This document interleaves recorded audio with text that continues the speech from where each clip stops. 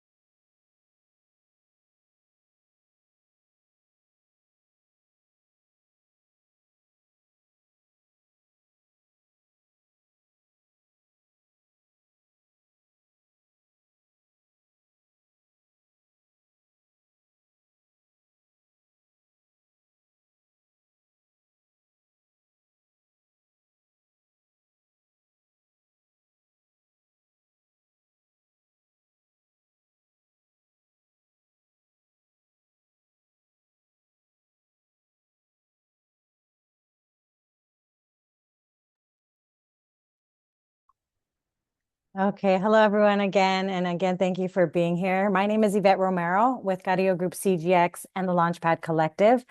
We integrate real estate development and community impact. So today's webinar is valuable because we're not just talking about theory, we're talking about how land actually moves from the raw site to something that's ready to be built. So as we go through this, I encourage you to listen for how you might fit into this process, whether it's as an investor, a partner, or someone looking to step into development.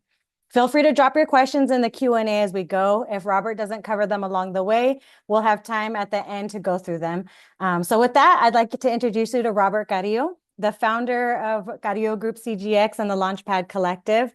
He's leading the development of mixed-use, community-centered projects in San Bernardino. Robert brings over 27 years of experience in real estate, including investment banking, commercial real estate, community development, and affordable housing. His expertise is in transforming underutilized land into entitled assets, creating both investment opportunities and long-term impact. Robert?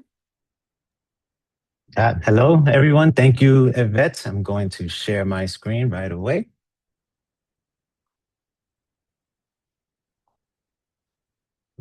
Good. All right. Good afternoon, everyone, and thank you for being here. As Yvette mentioned, we're going to go over the process, but this is not a course and it's not a blueprint webinar.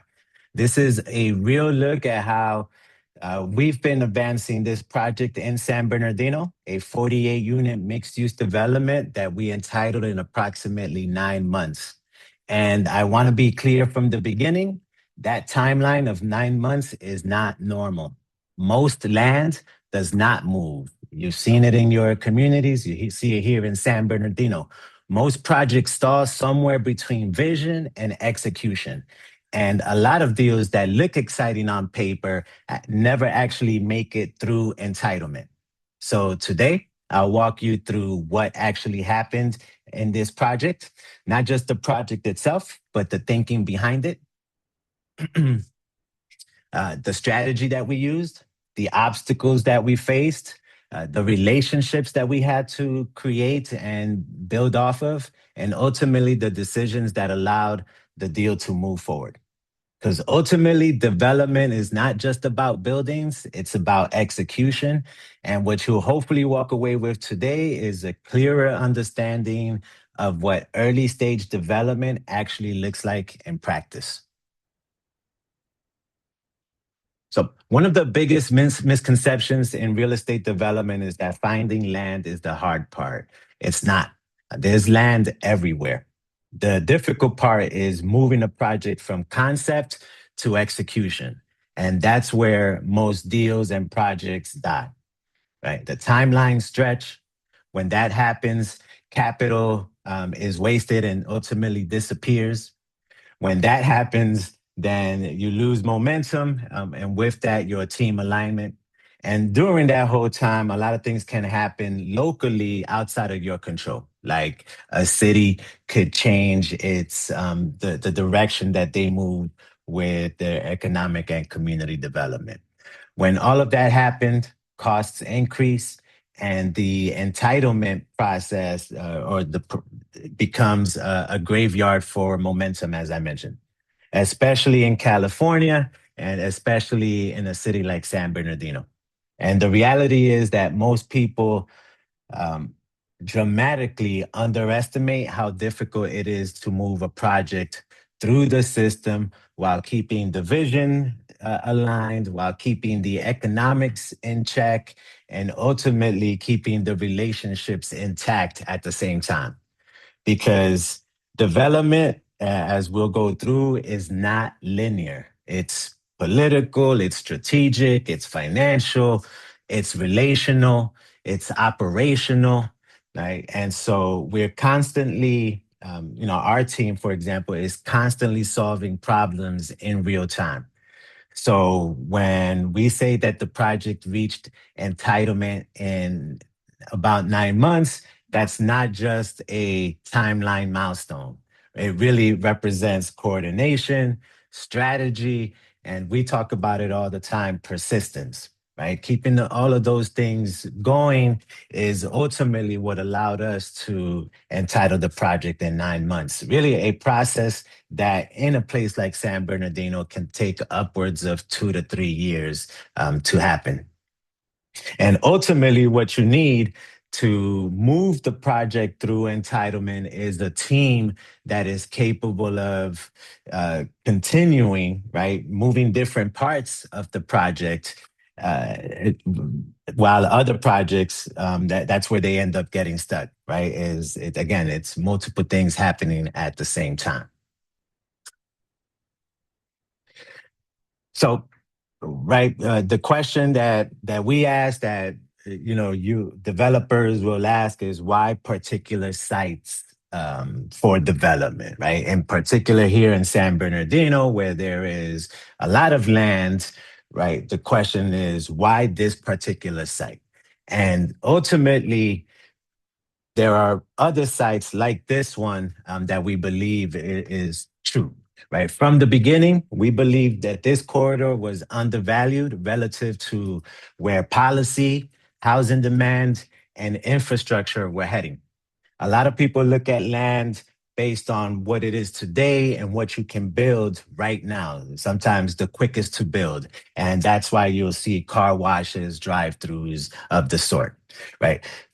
We try to look at where the environment is moving. So this particular site on Baseline sits along a commercial corridor in San Bernardino with strong transit adjacency, right? We've got major bus lines, existing infrastructure, and growing pressure from the state to deliver housing, right, through our regional housing needs allotment and assessments. And that matters because one of the biggest shifts happening in California right now is that the state is increasingly forcing cities to allow more housing along corridors just like this one. So, right, if you look at the site now, if you look across the street, you'll see vacant buildings, you'll see, again, some vacant lots. And what folks may automatically envision there, again, is the quickest, is what's been seen develop here in San Bernardino, and that's drive-throughs and car washes, right? So while others may have looked at it in this way, we saw the potential for intensity, right? Housing, mixed use activity, economic development, and long term value creation tied to the entitlement process itself. And most importantly, this wasn't about just one project. It's about really testing our broader thesis, and that is that San Bernardino's commercial corridors are going to transform over the next decade, right? And that group's capable of understanding policy, entitlement, and execution early will be positioned ahead of the shift, right? So that's what we're doing as a team. We understand the housing laws, the mandates that are being put on our city. We understand zoning. We understand the entitlement process.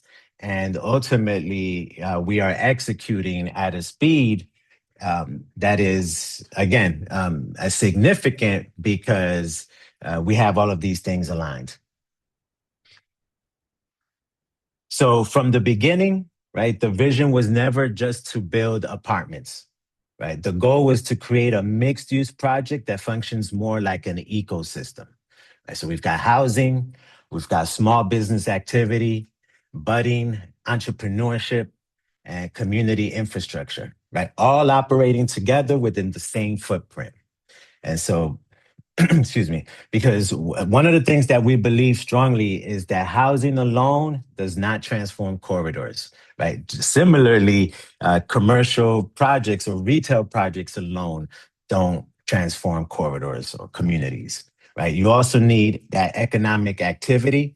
You need walkability. You need places for people to work, gather, build businesses, and create this upward mobility within the communities that they live, right? And so it's not this building or the development that can come from this isn't just about that one project or the impact on the residents in that building, but also on the surrounding community, the surrounding immediate local community. So from the beginning, we intentionally designed it as a mixed use project, housing above, a ground floor that has, it serves as an incubator for small businesses and entrepreneurs, a community oriented infrastructure, and really a form of development that feels connected to the community rather than a standalone building isolated from the rest of the community.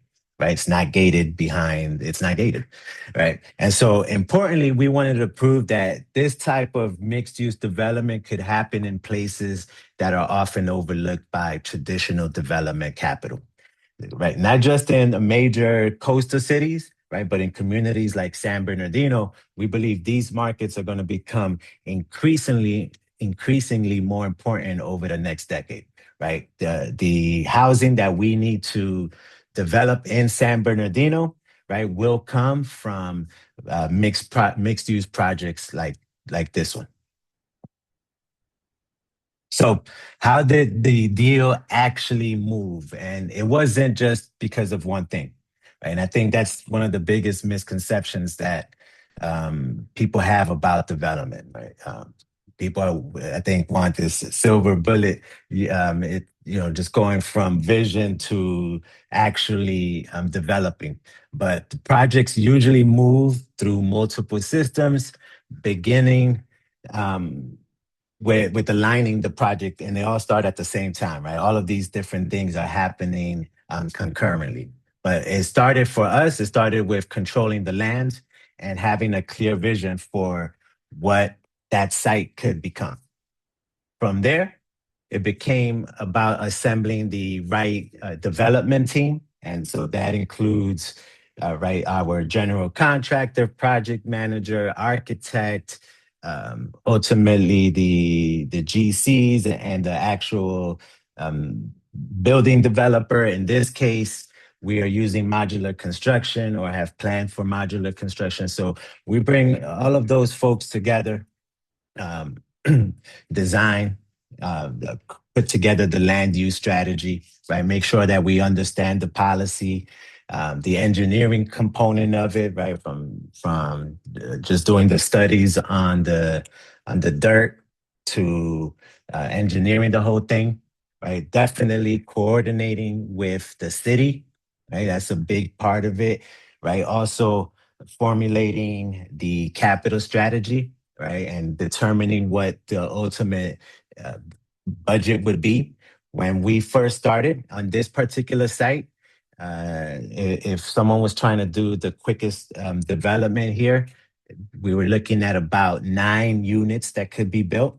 And so through our process, again, understanding the policy, understanding the tools that we had at our disposal, we were able to get to a much higher density. In our case, AB 2011 became an important part of our entitlement strategy because the site aligned with the type of corridor-based housing that the state is is essentially increasingly encouraging. I wouldn't say forcing, but encouraging, right? And that's that mixed use to create that housing, right? At the same time, that density bonus strategy became critical in order to go from 9 to 48. And then ultimately, there's the human side of development, right? The number of meetings that we had to have in order to get to this stage, the revisions of the design, the floor plan, the floor plate, ultimately the plans with the Department of Planning, right? The conversations across the whole spectrum, right? From city to non-city folks, the different versions of the plans that we've shown or had to go through, right? The different iterations, all the kinds of problem solving that we had to go through from determining not just the number of units, but then figuring out how many, the sizes of those units, how many 3 bedrooms, 2 beds, 1 beds, etc. Um, so ultimately, one of the things that we've learned through the process of entitling is that it's not just technical, it's relational, right? We're constantly aligning our stakeholders, right? Making sure they're updated, making sure that their input is taken into consideration, given the depth of the project that will ultimately come from this, right? We're constantly navigating timing, right? The different assembly bills require or have certain restrictions or guidelines rather on timing. So making sure we're navigating within those timelines, responding to feedback, right? I think one of the things that we're known for at least is responding to feedback right away, right? Not allowing momentum to stall because of unanswered questions or issues. We try to address everything with a sense of urgency when it comes to that. And then ultimately continuing to move forward while maintaining the integrity, right, of the project. Our vision is to create housing for young people. And so keeping that at the forefront while making sure the economics and everything lines up, it's a real challenge. And again, I mentioned it initially, and that is that persistence. The persistence becomes a competitive advantage, right? We're in the city, we're here, we live here, we are embedded in what's going on. We understand what's going on across, I'd say, the spectrum of services in San Bernardino. And so that gives us a competitive advantage over folks that are coming in from other communities when it comes to development. And then ultimately, when it gets complicated and when there's pushback or stalls in the process, especially in a place like San Bernardino, a lot of teams just stop pushing. Right, it becomes too difficult. It's easier to do this in other cities, right? But the difficulty or that difficult part is where I think we um, kind of strive and how we are able to, again, have this competitive advantage when it comes to entitling and then ultimately building these projects out.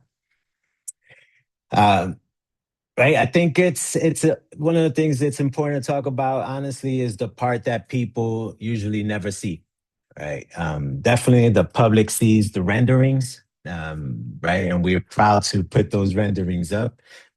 Although I don't know if we've actually officially shared our renderings, right? But the public sees those, they see the announcements, the headlines. We ourselves, right, mark certain milestones. We're looking forward to breaking ground, for example, in about 2 months here. So, we'll be celebrating that, right? But what a lot of folks don't see really is the hundreds of conversations, the revisions, the decisions, and all of the adjustments and collaborating behind the scenes, right? Development is constant problem solving and under uncertainty, under uncertain things, right? We don't know if what we intend to build will ultimately be allowed by the city or planning department, right? So we're constantly problem solving, right? Constantly dealing with other folks shifting timelines or even other folks sense of urgency. But again, it just being prepared, understanding that there will be delays, understanding where those bottlenecks happen is important. And then, of course, there's financial pressure, right? Making sure that everyone is getting paid, making sure that ultimately what we're spending money on translates into an actual product that will get developed ultimately. But and I say all of this is just part of that's what development is, right? From the physical pieces to the pre-development design pieces to conflicting priorities to changing requirements, right? All of those things aren't always clearly spelled out, and it just needs you just need that critical thinking, that team to work through them.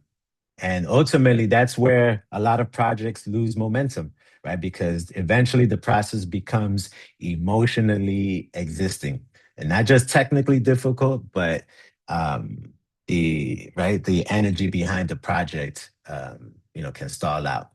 And again, we've been able to assemble a collective of organizations and individuals who are part of the entire process. The image here is of our entire team, about 12 organizations meeting, discussing um, what this development looks like. And again, I think in a place, especially in a city like San Bernardino, and if you are in similar cities and similar places, right, that becomes a real competitive advantage. The San Bernardino will be changing, right? Again, we are at the forefront of it, but development will come, and this rooted, I say, boots on the ground initial work that we're doing will serve us well, will serve our community well because we're preparing for that. We're preparing for what's coming ahead. So, where does our project stand today? Today, again, the site is entitled for 48 units mixed use development after approximately 9 months of work navigating the entitlement process. And once you're entitled, it changes the conversation significantly. But we are today about 2 months away from breaking ground. We are moving through our final designs, right? I guess the schematic designs we have, but moving towards construction plans. We, all of the operators or folks who are part of our development, right, from civil engineering, architects, mechanical, electric, like public works, all the way through the CAP, which will be the modular construction folks. All of those folks we meet with on a regular basis. We are aligned, making sure that this project keeps moving forward. But entitlement is key. It changes the risk profiles, right? It changes financing conversations. It changes. I'd say once we're entitled, it increases the level of seriousness about it, but also our partners. I think it really fortifies what we're doing. We've gone through this process together, right? So now it's advancing through execution and construction readiness, while we are still engaging with a broader investor and strategic partnership discussions. We're continuing those around the project as it is right now. But more importantly, this also validated something larger for us, and it validated this broader corridor vision and thesis that we have. It validated the ability to move projects in this environment here in San Bernardino when we hear about how difficult it is. Um, and ultimately, it validated the idea that there is significant untapped opportunity in markets like San Bernardino for groups, especially emerging developers, who are capable of understanding both policy and execution. So, this project is important on its own, but ultimately we view it as part of a larger development strategy, especially along this corridor and baseline that we can argue of the corridors of the streets throughout San Bernardino, this particular corridor can be considered forgotten, if you will.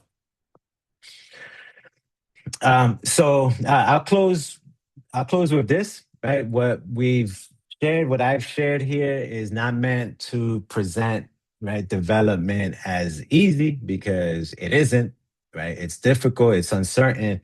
I try to show you our process through again, high level. It requires a tremendous amount of coordination, persistence. That persistence is key, and it requires alignment to move projects from vision into reality.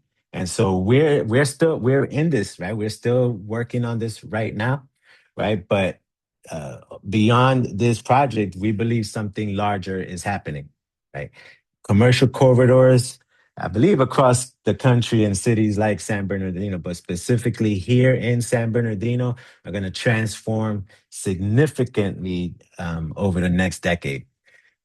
There's an increasing housing pressure. State policy is forcing it, demanding it, making it easier to develop housing, right? Infrastructure, there's a lot of movement happening in San Bernardino when it comes to infrastructure. And I talk about the infrastructure work being done for the folks who are coming, not necessarily for the folks who are already there.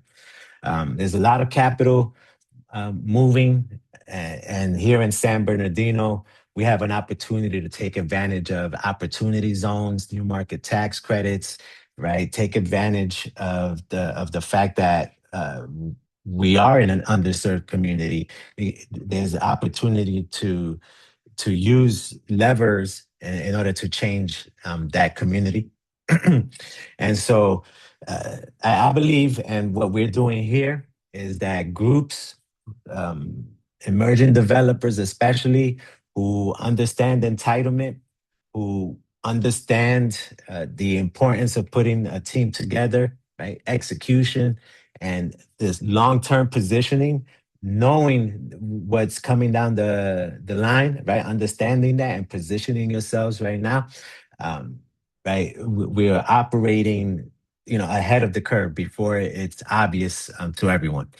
This project in particular at baseline is not the finish line, right? When we're done with this project, we've got other parcels of land that we're looking to do some of the same thing. Is mixed use, mixed income housing.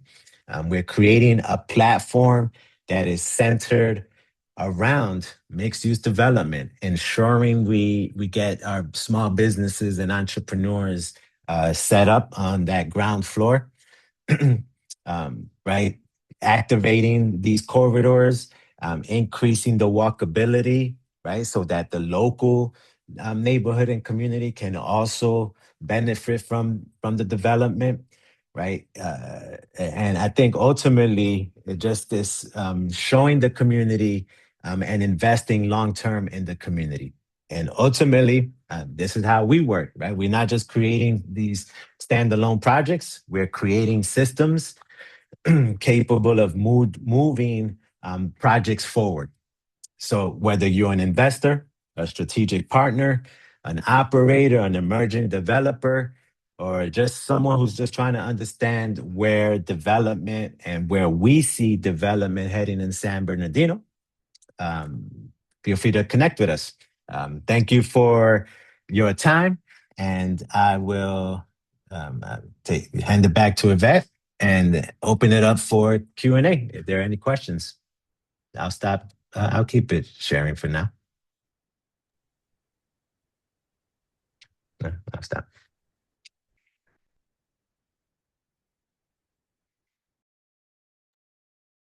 Thank you, Robert. We only had one question. I'll give you a couple more seconds if anybody wanted to ask a last minute question. I believe you answered it, but I don't know if you want to elaborate. If you can define entitlement. Entitlement is what allows, or what the planning department, the city allows a developer to build. So entitlement says you can build X amount of units, X amount of commercial space, if that's what it is, on this property. It's the city's way of saying, go ahead and go through the process to build this vision. Ultimately, is what it is, right? It's not the end all, right? Once you have the entitlement, then you need to go through permitting, right? And so permitting or permits are what allow you to actually build what you've been entitled to build. So entitlement says you can build it. Permits say you're allowed to build it.